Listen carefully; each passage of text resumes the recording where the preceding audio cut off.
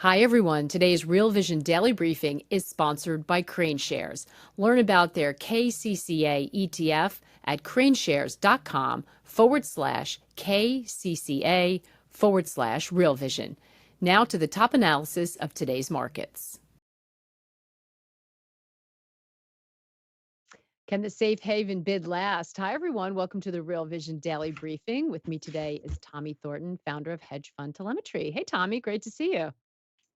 I am good. Wait, hold on. I think I have my YouTube is my Open alert. somewhere? Okay, sorry. You go figure. You know why? Because we laugh every time we do the show with Tommy because, as you just told me, he madly trades right at the end of the day because that's what the smart money does.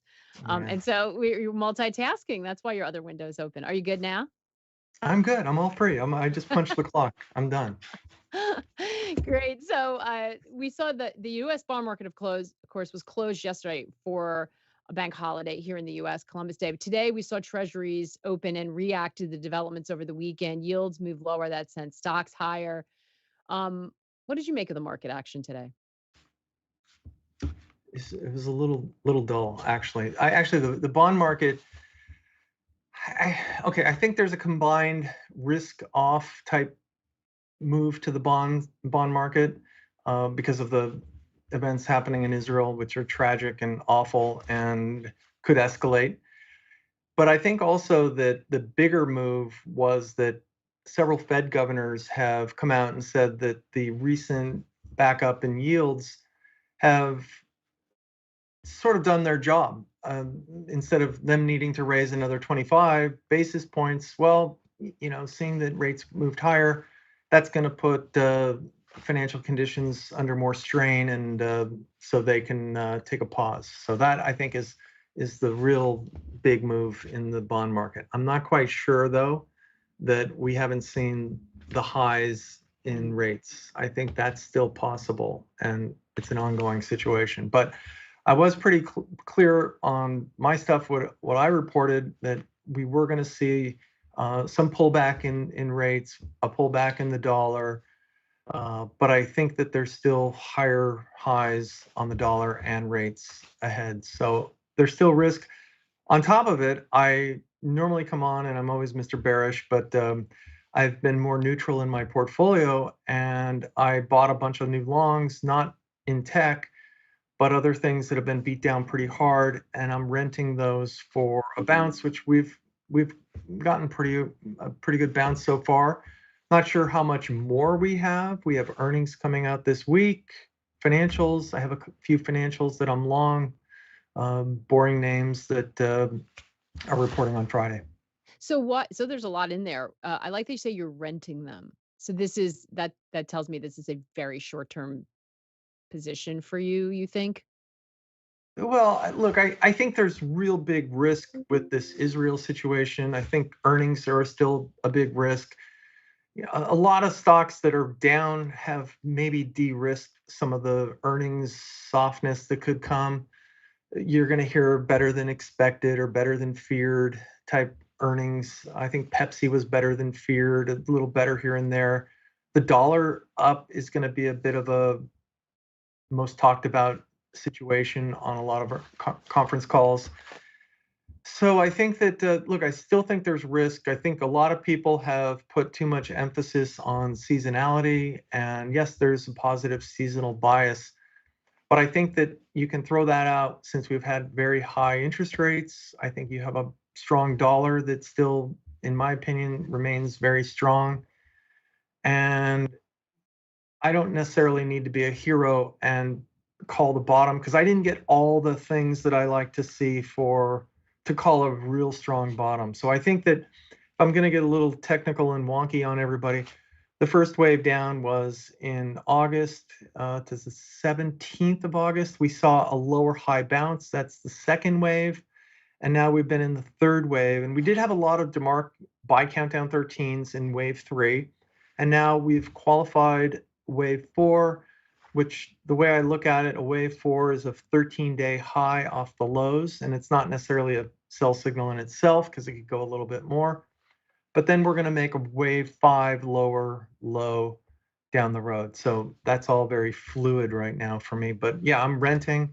If I rent a little longer, um, we'll see. But I'm just trying to stay opportunistic and look for ideas that possibly could work on long and short side. Yeah. So before we talk a little bit more specifically about that, you just said the situation in Israel, in the Middle East, could get worse. I was on a call with an executive today who described this as perma crisis, right? And that seems so accurate to me. We just seem to roll from one crisis to another. You're running a fund again. You're actively, running money. How do you make investment decisions against this kind of backdrop where it's so hard to know what's going to happen when you wake up in the morning, or you go to sleep, or you turn away from your screen for a few hours, and you have these events happen that are so hard to put against an investment landscape? How do you manage that? Well, you can also have positive news as well that Right. that can come in and disrupt your shorts. Um, I'm used to it. I've been doing this for a few years, and look, I sleep pretty well, but at 4 o'clock in the morning when the pre-market starts to open, I'm looking at my Bloomberg on my phone, and then I get into the office pretty early and decide and see what's happening. These are the type of moments that you could have overnight risk. So a lot of people are, oh, I want to get really long right now. I don't think you need to have a lot of conviction either way right now. I think that's good. Stay flexible. If you're wrong, get out quick. Keep your sizing proportionately small, so you don't have some month or quarter ending type event that happens in your portfolio. I think that's just the thing. Just stay very, very nimble, flexible, and try and find ideas. I try to find ideas on both sides, and um, I'm very, very cognizant of risk. Yeah, risk management matters so much right now. So we have this y- uh conversation happening about, is the market doing the work for the Fed?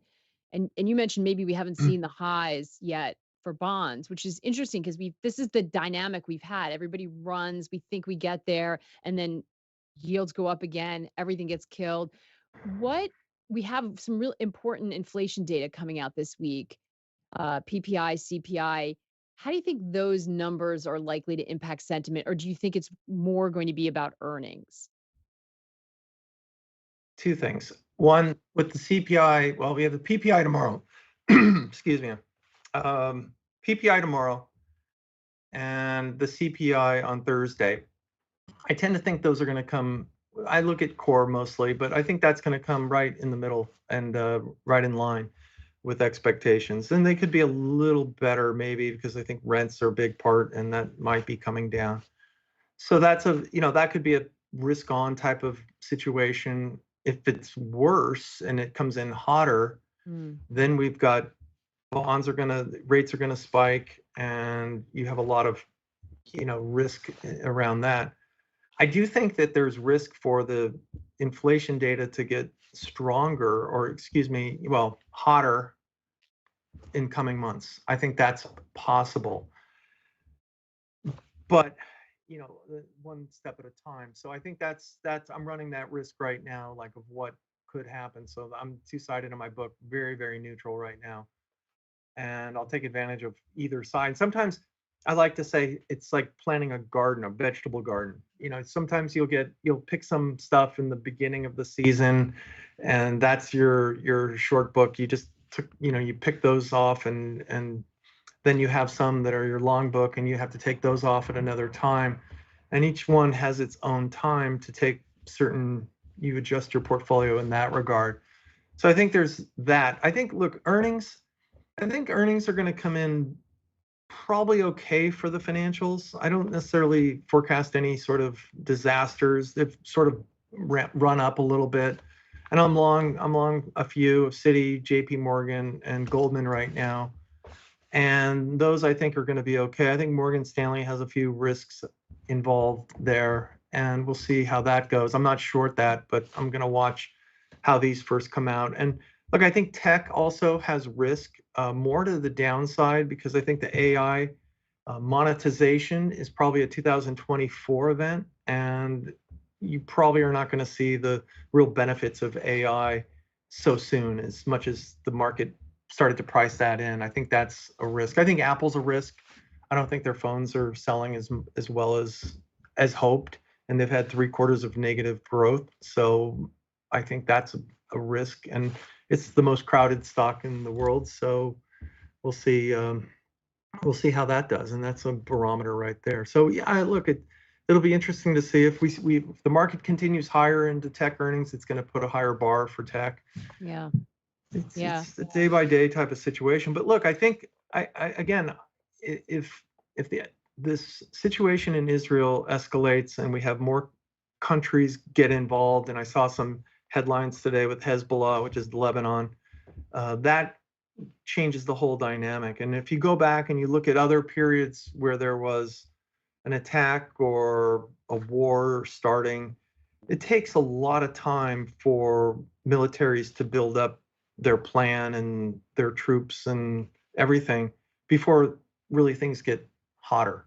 And it's not like, okay, Israel's shooting missiles back at Gaza, and that's, that's happening, but there's a bigger situation that's probably out there that we have to be certainly cognizant of, and that changes the dynamic right now. And I think people will be, honestly, if you're long the market right now and you've got good gains, which most people do, not me, my portfolio is flat on the year. Year's not over. The situation, the way I look at it is that they might take 10% off. They might adjust 20% off out of equities and put it into bonds, and that will matter. That will see a risk off. There's a lot of people that are very short right now. CTAs are very short. So there's the fuel for that as well. So you have this dynamic of fundamentals that possibly are getting worse, with technicals that could see more of a bounce. Yeah, certainly hard to thread that. When we're talking about earnings, it's going to be interesting. Somebody joked on the program that I think it was on the Daily Briefing, it might have been on the platform somewhere, that okay, well, Walmart said because everybody's taking Ozempic now that they're buying less food, and just sort of called BS on that. Like, already you have the numbers. We know companies like to be able to uh sort of blame certain things for everything, right? So we have a strong dollar. Certainly that can be an aspect. Are we going to get a real read on what's happening with the economy from these earnings calls, or do you think that we're going to have a lot of companies sort of, blaming, blaming one thing, but maybe hiding what are operational problems somewhere else? Well, you know that it's always something they'll blame unless they blew out numbers, and then it's all Right. their credit. So it's There's like, oh, always we a blew fall out guy. numbers. Our strategy's working great, but yeah, I think there's a lot of issues that they can blame. The dollar, of course, you could blame. I mean, higher rates, you can blame. There's a lot of things that the companies can blame, and look, I think higher rates are going to be a constraint on the consumer going forward. A lot of data's out there that's showing the consumer starting to slow a bit, and that's what should happen when you've had higher interest rates. That's the thing that we have to always be cognizant of. There's lag effects, and the lag effects is that the consumer's going to slow. They're not going to borrow as much because interest rates are higher. It's hard to buy a car because interest rates are so high. That's what happens. That's the cycle. Yeah. Speaking of lag effects, by the way, Julian Biddle just released an update on the Q4 business cycle that he's posted before on the site. It's called Identifying the Leads and Lags. I think Brian has a shot of that on the new platform that he can show. A lot of you have already watched it and commented on it, including Peter, who called it pure gold. So thank you for that, Peter. But a lot of love for that. So right now, especially as Tommy's talking about, when we're trying to figure out what is leading and lagging, definitely want to check that out. If you are watching on YouTube or it's locked for you, head to the site or hit your account so you can figure out how to get full access to that. And if you're on YouTube, just go to www.realvision.com. So Tom, we have some questions coming in. AJ asking, any views on being short regional banks? Because you mentioned financials are going to be the first out of the gate here with earnings. Well, they've already come down a bit, and I have, okay, so this is a really good, the technical versus fundamental. The technicals are kind of telling you that we're sort of washed out here on the KREs around 40. We had some DeMarc buy countdown 13s on several banks and in the regional bank ETF. I don't want to touch regional banks at all. Yeah, I'll let them go up if they go up. I don't want to short them here. They're heavily shorted, so that's a negative if you're looking to short something and it's got high short interest. That's like flag number one for me that I just stay away. But look, I don't necessarily think the fundamentals are getting better. I mean, look, when we had the interest rates hit 4% back in February, all the regional banks freaked out. Oh my God, we have capital holes. All those banks still have capital holes at near 5% now. It's just gotten worse. But I think that you have the Fed and the Treasuries, signaling they'll backstop some of this and their mark to market type stuff. But I think every single bank, well, I shouldn't say every single bank, but a lot of financials have capital holes because they bought long duration debt and they're down 50% on that. So I think they want to raise capital. I think they need to raise capital, but they won't because hedge funds will and people will short the living daylights out of them, and there'll be possible bank runs and panic, and everybody's freaking out. And the people that lend money to those banks, those are some big institutions. They don't want to be the first in. They want to be the last in. They want to be the ones that come in at the bottom rather than be the first ones to lend, because then everything, then it still falls. So that's kind of how I see it. I still think there's risk there. And you have commercial real estate, of course. That's a 2024 problem, I think. Yeah. Yeah, the commercial real estate. But by the way, Ash has been all over that, and we'll continue to take a look at that from very sort of all different kinds of angles as we wait. It's sort of such a slow motion. Everybody knows it's out there, but let me see. I had one and I just lost it. Ralph asking, what's your view on defense stocks? Good question. I am long Lockheed Martin and Raytheon. No, Raytheon. No. RTX. I'm sorry, I'm spacing here. But I am long some defense stocks. I was long actually before this situation happened. I got long just like a week or two before, because these have been beat down really hard. I'm long Boeing as well. I recently got long Boeing. We had a lot of DeMarc buy countdown 13s, and when I see DeMarc buy or sell countdowns at certain places, let's say if they're on the lows in a group, or if I see them on the highs as a group, kind of gives me more power in numbers that these are all getting pretty exhausted from that particular direction. So I don't like to say, oh boy, I'm so happy I'm long defense stocks, because there's a war, but they're working, so I'll stay with it. Uh, Russell asking, yeah, it's funny. Defense stocks, one of those areas that just unloved in this sort of, tech is everything rally. Right. One of the, and on I'm that note, looking for those. I'm looking for those things that are unloved in tech is everything rally, and they're starting to work.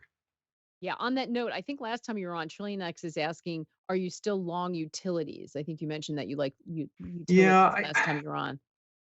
in my fund, I just added a little bit, and it's sort of just an bond rates going down type of exposure. I'm not long much enough to make any difference. They've been just horrible, and you also have a dynamic happening that you have a lot of stocks and sectors that have been beat down and made 2023 lows. Utilities, that's one.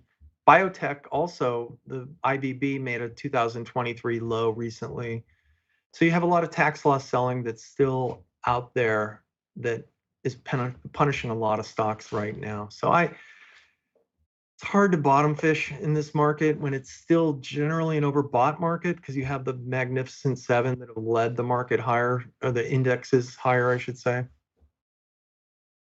Yeah, I mean, so I just want to bring up that a question for someone I think who missed what you were saying at the very top. Let's find it. It was about the rally. Okay, Dan, looks like bonds have made the turn. Oil banks, etc., looking up. Do you think we're in for a rally? to year end equity wise. Nasdaq and S&P seem to be breaking out of their downside channels to the upside. I don't think you necessarily think that's the situation, do you, No, Tom? no, I don't. And but I think there's another leg down. And again, I think this is going to be another lower high bounce, followed by a lower low. And you really didn't see any capitulation on this down move. And I will tell you, I talked to so many different people, and they vary from our subscribers that are super smart institutional hedge fund people and all. And then I have a lot of retail people, and I have heard so many people that are just dying to buy. Everybody's just eager to buy. And when you get to a low, nobody wants to buy. They're asking me for short ideas. And to buy TLT over the last 6 months has been the number one. Can I buy TLT? And I've said this on Real Vision as well. I don't think so, not yet. And maybe this is the magic bottom. But if you bought TLT at the highs, you're down 50%, and there's going to be tax loss selling in this as well. And I don't necessarily like TLT as a bond, the way I would trade bonds. But a lot of people do, and there's a lot of people in the 60/40 portfolio, and they buy the S&P and buy TLT, and that's their 60/40 genius. And look, if you're down 50% or 20% in a bond proxy, it's not very safe. I Yeah. mean, it's just bad management in there. And look, it's there's going to be a turn in bonds, and maybe we have seen the top, but I still think that there's risk out there for a capitulation in bonds. And so I'm cautious in bonds, and I'll stay that way until I see a firm trend change, and that's going to take time. I don't want to just try and catch a falling knife, and that's what trying to buy TLT has been. Oh, and that has been a butcher knife this year. I mean, that has just been tough. And I love our chat because someone's weighing in very bravely saying I put my toe in the water on TLT October 4th. Good luck. Yeah, look, I get it all the time, and Yeah, and and and you could be you might right, be but right, and it yeah, might be a trade, and you might get something out of it. But for me, I'd rather be a little bit more late and see some of the technical stuff I want to see turn, and that will be great. There's really no style points of getting exactly the lows and the highs on things, and I think that if you can trade the middle of these things, you can do just fine. and on that point, Russell's asking, DMARC TLT, it's been brutal.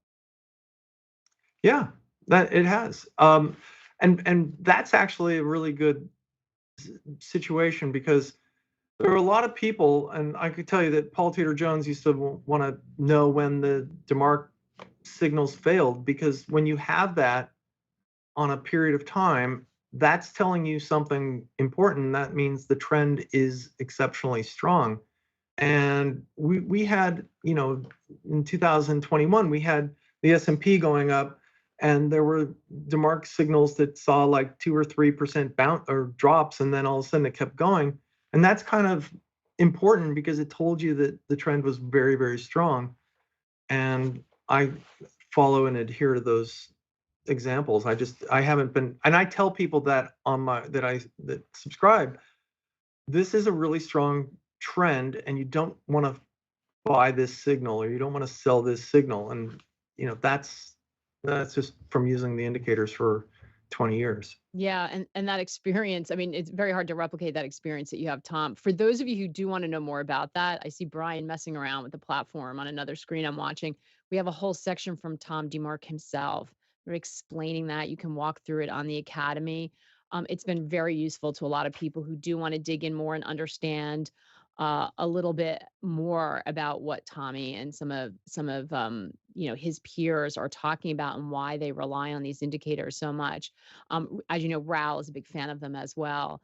Just go into the Academy section and you can see that. And I was just told that if you don't have access, you can ask Milton. I know they try to kill off Milton, but Milton's like back. He seems to have the answers to everything.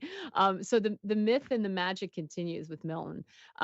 We have a question This question is going to come up. I just want to make sure because that we always have to spend a little time on this, but naturally, what they're going to ask. Andrew asking, "Are you still short Tesla, and would you ever look at BYD?"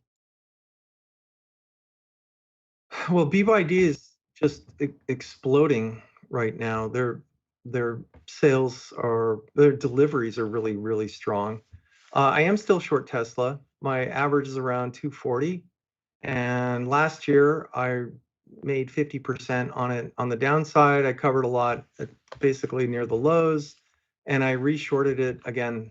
Around my average is around 240.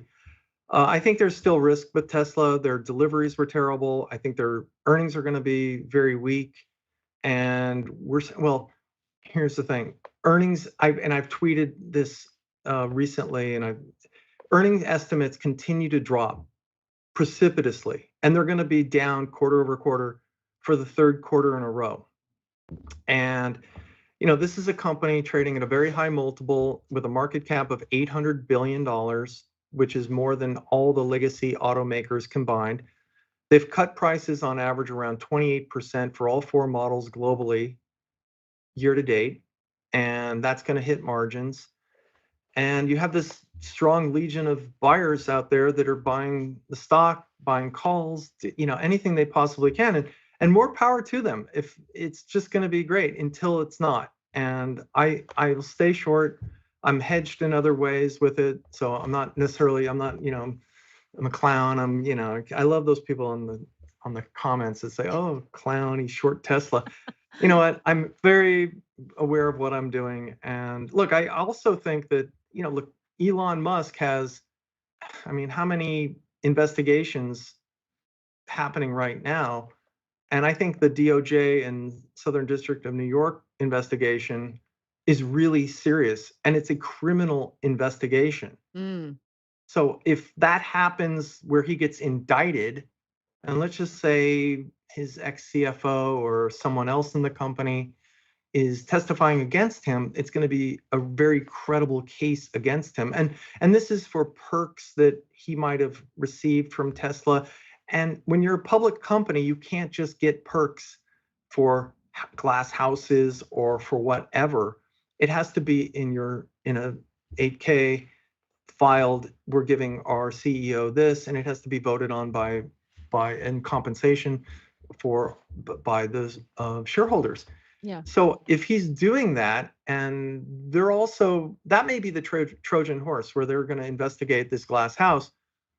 But if they're going to investigate going back to 2017, as the Wall Street Journal said, God knows what they're going to find. And so I will stay short. That's not my main case. The delivery and demand problems are, I think, real. I can't wait for the Cybertruck to come out because I think it's the ugliest car humanly ever made. I drew better cars when I was 4 with crayons than that stupid thing. And so if they have 1 million or 2 million, pre-orders for this car, they're never going to sell 2 million cars on there. And if they do, everybody can then, when I'm on Real Vision in, a year or 2 years, and they could say, "Oh, look, he sold 2 million cars," then I am mistaken. So I will stay short Tesla. And, sorry, I have a valuation bent on this as well. Sorry. Sorry, not sorry. It's just money, people. Don't get so emotional. John saying, "Tom, odd that Bitcoin is not moving and diverging with stocks." Yeah, I don't trade Bitcoin, but I do analysis on it every day. On my note, I put a chart of Bitcoin, and this is another one that has made possible lower highs, and that 25 to 26,000 level there. If that breaks, I have a measured target to 22,000.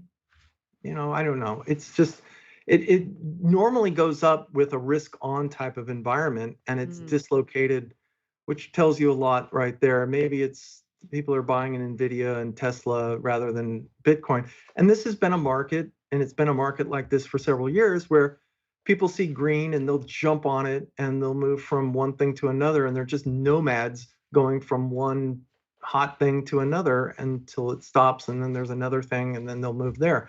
But if Bitcoin was moving higher, you'd have all sorts of money going there, and that's the dynamic of the market and the market Yeah. participants. Interesting. It may say more about the market than it does actually about Bitcoin, because we did see it move. We did see a lot of resilience. We saw it moving higher, but it just didn't get that momentum. And a lot of people are actually happy that it was diverging. But in this case, it's not in the way they thought. And I have so, I have a feeling more people would be happy if it was moving higher than yeah, diverging. yeah, exactly. Yeah. Well, when it Oh, I was could buy doing more. No, both, they'd rather see it go up. when it was doing both, it seemed great. All right, I'm going to squeeze in one last question from TC. Curious what Tommy thinks about Nvidia. Well, look, I really have tried not to take a big position in this one, or any true position, because they are truly the one AI company that is going to benefit right now from selling their chipsets and everything, and they have great products. The valuation makes very little sense to me. It could go higher, but look, they had great earnings and the stock faded, which told me that the last buyer has bought. And it's a great trading stock. So I think you just need to think of it that way. If the stock broke 400, I think it then has some real issues, because that's been a really pretty decent support level. I just would rather, stick around and watch this one, that rather than take a really strong position. It could go higher. I really just, I think they have a couple more quarters of really strong earnings that are going to come in. I don't know if the earnings are going to be as strong as last quarter, and the guidance is strong as last quarter. And that may be a catalyst in itself, where they're saying, oh, well, it's not as strong as last quarter, and everything's, what have you done for me lately? So we'll Yeah. see. We have a lot to get through for this week. Couldn't set it up better for us, Tommy. Thank you so Oh, much. We always thanks. love when you're on. Yeah, I love being here. And thanks to everybody. Yeah, for the questions. We always get those Tesla questions, but I love that there were so many other ones today. We covered a lot of ground, which is Yeah, we did. fantastic. So thank you all for those smart contributions. Remember, we are programming note teaming up with Ledger to bring you our latest Festival of Learning, the next digital asset wave. It's going to take place this Thursday, Friday, October 12th and 13th. It is completely free. So all you need to do is go to realvision.com/festival23 to sign up and get the details. We're looking forward to that. Thanks to everyone. We'll be back same time tomorrow. In the meantime, take care and good luck out there.